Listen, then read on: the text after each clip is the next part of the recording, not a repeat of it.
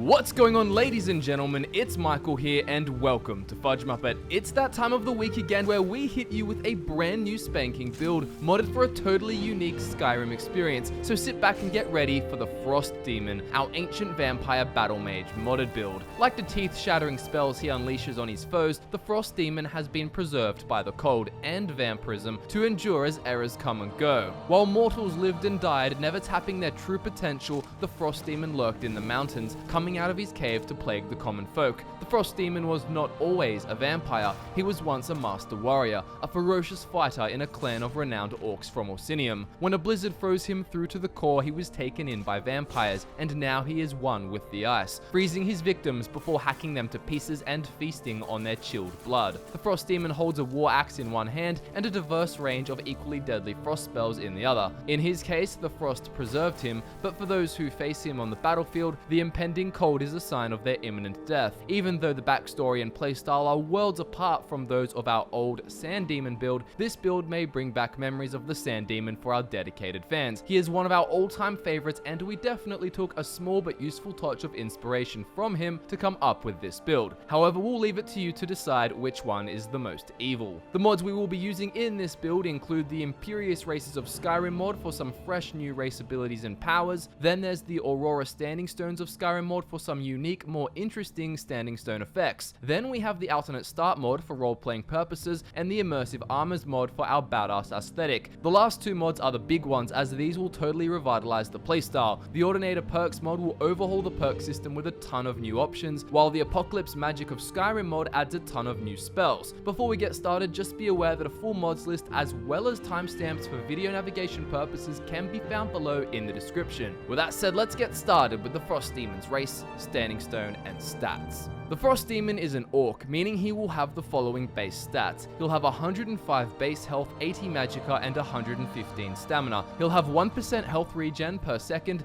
2.75% magicka regen, and 5.5% stamina regen, and a carry weight of 350. Now, as an orc, he gets 3 innate abilities and 1 power acquired after a quest. Bloodlust lets you move and regenerate faster when entering combat. Shockwave allows you to cause an earthquake once per battle by jumping up and down, and Strength of Steel makes your weapons and armor stronger but your enchantments weaker, which is perfect for this build. Lastly, your power is Berserk. Once per day you can improve weapon and spell damage, and this may activate randomly in combat. To get this, you must stagger 150 enemies with Shockwave, which was the ability where you jump up and down causing an earthquake. As for Standing Stone, take the Apprentice Stone for the following ability and power. The ability is called Eager Student, and it makes novice spells free to cast. The reason this is handy is because we can use Frostbite as an emergency spell to cast for free. If you're out of magicka but still want to do some frost damage and reap the rewards of your many frost spell related perk effects, like making enemies much weaker, then this ability is essential. It can also allow you to use the basic healing spell as much as you want while you continue to chop enemies up with your axe. And then we have the Mana Cost power. Once per day you can rapidly regenerate magicka, but you and others around you may also be randomly teleported.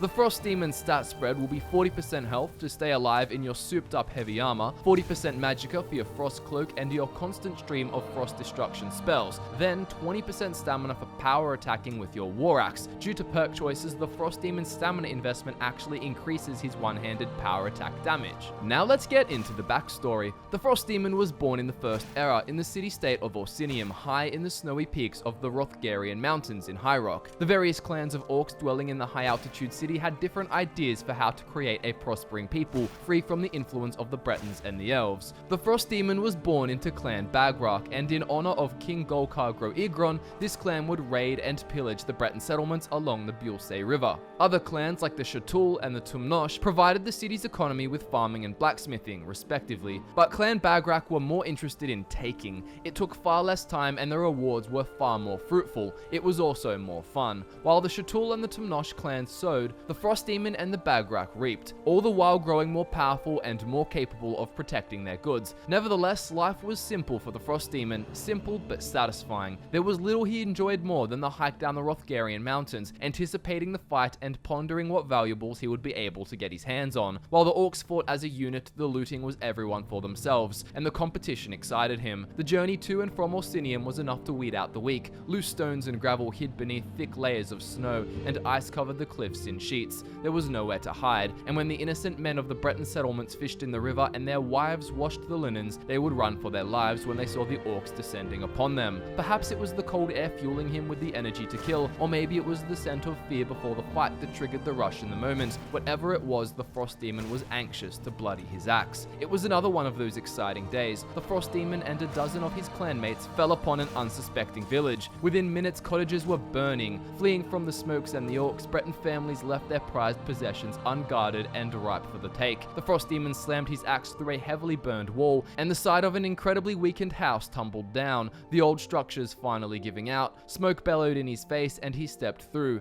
The roof overhead was alight, filling the room with an orange glow. He ripped open dressers and cracked the locks off of lockboxes, filling his pack with goods to sell back in the markets of Orsinium. With the comforting weight of silver and the clinking of steel cutlery in his pack, he engaged in some more of what he was best at: killing. Some of the braver Breton souls found pitchforks and scythes. Other less fortunate ones held wooden fishing poles. Either way, the Frost Demon cut them down with his war axe. By the time he was through, his furs were stained with fresh blood. The effects of winter didn't make themselves as clear down here at ground level, but the frosts still covered the ground. The Frost Demon jumped in the river to soak the blood from his clothes, and the water was as close to freezing as he imagined water could possibly get. It made him feel alive, and that was always a feeling to savor after a fight. Unsurprisingly, they lost no lives among their clan, and after feasting on the food left behind by the vanished Breton settlers, they made their way back to the foot of the mountains. On the uphill hike back to Orsinium, the clansfolk compared hauls. Some of his kin found nice pelts, which would fetch a handful of gold from some chilly merchant with too much money to toss around. Others had jewels, ugly things as far as the Frost Demon was concerned, but the eyes of wives and mistresses would widen at the sight of such treasures. Halfway up the ascent, they made camp for the night, and despite the winter chill and the damp rocks, they soon had a fire roaring.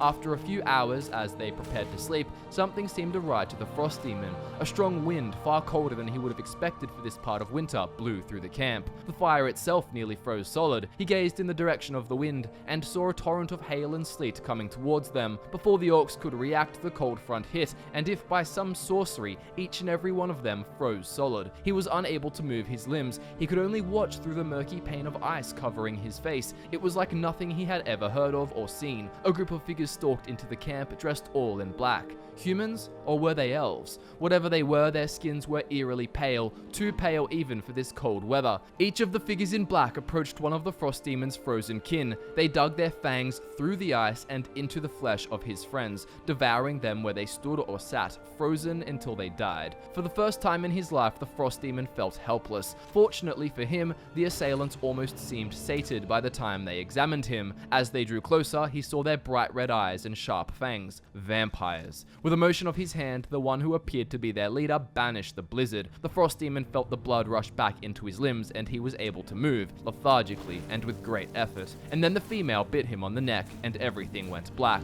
The vampirism took hold fast. His new kin told him what to expect from the transformation, but they didn't tell him how much he would long for the cold. He had always loved the chill of winter, but now he craved the numbness of ice on his flesh, almost as much as he craved blood. Due to his new blood, he also felt a strange but strong connection to these vampires. He didn't want to kill them anymore like he expected himself to do the second they let him out of the ice. The Frost Demon traveled with the vampires for centuries, learning frost magic, navigating the mountains of High Rock by night, and resting in their secluded cave through the summers. One midwinter night, they fell upon a group of travelers, much the same way they had fell upon him all those years ago, only this time things didn't go as planned. There was a powerful mage among them who warded off the arcane power of the blizzard. He responded with a torrent of flames, catching the vampires off guard and burning their leader, and the Frost Demon's two other companions to a crisp. The Frost Demon was the only vampire in their group who still used standard weaponry, and this proved life-saving for the Frost Demon. Rather than using frost magic, he went for his axe, and with a level of skill he perfected over the centuries, cleaved the mage in two with a lethal swing. The rest of the travelers fled, and the Frost Demon let them.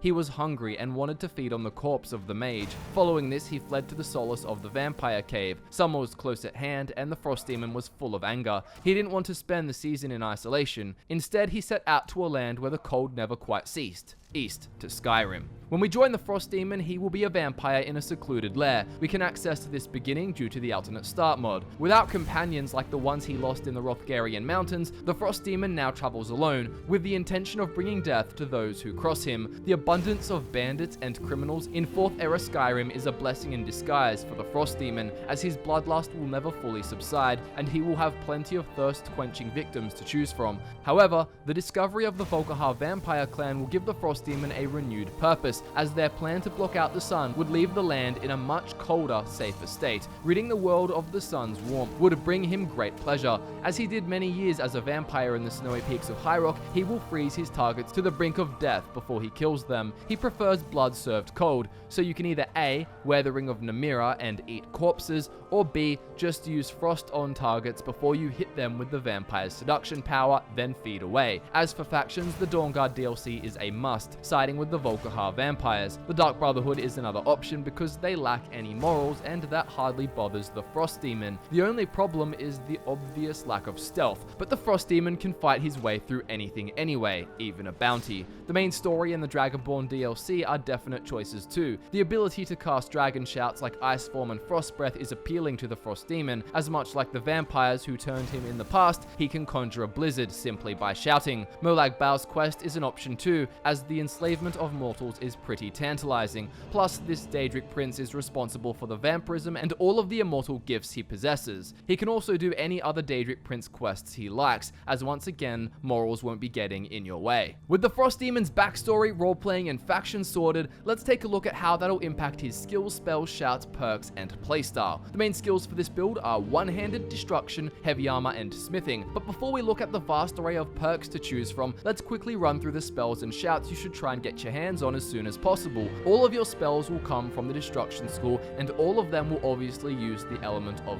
frost. The only exception is if you absolutely need to, you can use the novice healing spell. Anyway, some vanilla spells to get include Frost Cloak, Frostbite, Ice Spike, and Wall of Frost. Then with the Apocalypse magic of Skyrim mod, some additional spells to try include Creeping Cold, Ice Shiv, Sleet Storm, and Shattering Crystal. As for shouts, try to get the words for Ice Form and Frost Breath as soon as possible. When you get the black book called Epistolary Acumen in the Dragonborn DLC, choose the Dragonborn Frost power, making your Frost Breath also trap targets in ice. After this, you won't really need to use Ice Form much, because Frost Breath becomes very similar, but better. With that out of the way, here are the Frost Demon's essential perks, courtesy of the Ordinator Perk Overhaul mod. First up, we have One-Handed. Some of the most renowned warriors in the 4th era have trained with the sword, axe, mace, and dagger since they were children. Decades of experience. Well, unlike them, the Frost Demon has had centuries. Eras have come and gone while the Frost Demon improved his craft, and even before gaining immortality, he was a force to be reckoned with when a war axe found its way into his grasp. From the one-handed skill tree, take One-Handed Mastery 2 out of 2, Furious Strength, Disciplined Fighter, Thundering Blow, Aftershock, Bleed Like a Lamb 3 out of 3, Mangle 2 out of 2, Shield Biter, Wolf's Tooth, Go for the Throat, Apex Predator, and Wandering Warrior. The branch beginning with Bleed Like a Lamb will make you much more effective with the War Axe. This includes perks like Shield Biter, which allows aggressive forward power attacks with a War Axe to smash through a block, dealing out 5 times critical damage. There's also Wolf's Tooth, which boosts sideways power attacks, granting 15% bonus attack damage for 30 seconds, stacking. Then there's Go for the Throat, which uses the Wolf's Tooth stacks to deal 50% bonus damage and a crit strike for 250 bonus damage with the next standing power attack. With Wandering Warrior, killing at least 4 humanoids or animals in a battle will give you a permanent 1% bonus to one-handed damage. This stacks up to a maximum 20% bonus though. He began as a simple warrior, but an affinity for the cold combined with serious magical intervention has given the Frost Demon an innate talent for both devastation and the element of frost. With a War Axe in one hand and destruction magic in the other, this undead Battlemage will freeze his foes solid before severing their frozen heads from their their cold dead shoulders. From the destruction skill tree, go for destruction mastery 2 out of 2, harsh lessons, force of nature, elemental specialization, choosing frost, merciless cold 2 out of 2, frostfall, crystallize, shatter, hypothermia, exhaust, winter's majesty, and glacial prison. The branch starting with merciless cold will bolster your frost destruction damage. With merciless cold, frost spells will be up to 30% more powerful based on your opponent's missing stamina. With shatter, you can even effectively hit frost resistant foes, as frost spells cast at them will trigger an explosion in a 15-foot area, reducing frost resistance by 25% for 10 seconds. It also stacks. With hypothermia, frost spells paralyze living targets below 25% health if they aren't resistant, perfectly setting you up to finish them off with your axe. Winter's Majesty will reward you for being in the thick of the fight, as enemies within 25 feet of you become 50% less resistant to frost. This applies on top of shatter. Finally, Glacial Prison immobilizes targets you hit with frost spells in a block of ice for 6 seconds, reducing their magic resistance by a further 25%. This, however, has a cooldown, but if you kill the target, then the cooldown restores. Orc warriors are believed to be unbelievably tough, and many of them could butcher a horde of foes without anything protecting their skin, but their strength also allows them to fight effectively in heavy armor. From the heavy armor skill tree, grab heavy armor mastery 2 out of 2, battle weary, break upon me, rise above, primal fear, reap the whirlwind, sovereign, face of the mountain, born to fight, heavy armor fit, defiance, revel in battle, bedrock, never kneel, out of the inferno, and immortal. With rise above, all enemies within 15 feet lose 5% attack damage, and you gain 5% for each affected foe. With face of the mountain, getting struck by a power attack or power bash will rebound, causing the opponent to be staggered or even knocked down. With defiance, being attacked by regular melee attacks will boost your armor rating by 15 points for 10 seconds. And with revel in battle, you'll also gain 3% more attack damage. Then with immortal, you'll take 75% less damage from attacks when you are below 15% health. Lastly, we have smithing, and with this skill, the Frost Demon keeps his armor and the blade of his axe in fighting shape throughout the centuries. From the smithing skill tree, take smithing mastery 2 out of 2, Merrick smithing 1 out of 2, picking dwarven, expert smithing 1 out of 2, picking orcish, exotic smithing 1 out of 2, choosing ebony, planar smithing 1 out of 2, picking dragonbone, heart of creation, advanced workshop, smithing specialization, choosing one-handed, and fuel the inferno. With all of these skills, spells, shouts, and perks in mind, this is how the Frost Demon will play in battle. He'll use his war axe in the right hand and destruction magic in the left. Be sure to apply a frost cloak right before you enter battle. This will assist your melee range fighting by hurting close range enemies, and also benefits from your destruction frost magic perks. Then switch to any of the frost spells mentioned in the spell section that you would like to use depending on your situation, and spray it at your enemies to wear them down and weaken them. As the distance between you and your foes shortens, hammer in power attacks and standard attacks with your axe, chopping down your slowed targets as they either freeze to death or freeze within an inch of their life, becoming paralyzed, and then have what's remaining hacked apart. We don't dual cast destruction, and we don't dual wield weapons. It's a Battlemage based playstyle. You can utilize any racial powers and our standing stone power. As you're running around freezing and chopping enemies, you should also blast out dragon shouts as much as you can, namely frost breath and ice form. We also have all of our vampire powers and the vampire lord form for when you want to use it, but use this form sparingly, as normal form is far more fitting to the Frost Demon style. Vampire seduction will also be used to allow you to feed. Outside of combat, you will do lots of smithing, and you can use the Volkihar Castle as your base of operations. Also, like I said, if you do want to use Namira's ring, which is totally optional, you can eat the corpses of your enemies. As for gear, the Frost Demon will wear Dragonbone Ebon Steel gauntlets, boots, and the breastplate. On top of that, he will wear the Wild Hunt Heavy Helm. All of these come courtesy of the Immersive Armors mod and should be smithed up to their max potential. When you craft your endgame gear, make sure you drink a powerful smithing potion, whether it be one you found or one you bought. This will significantly increase the stats of your gear. Do the same for your weapon, which will be a Dragonbone War Axe. As for jewelry, any necklace and ring you can find with Fortify Destruction would be brilliant, but Fortify One-Handed is another helpful enchantment to consider. The Ring of Namira is also optional but not necessary,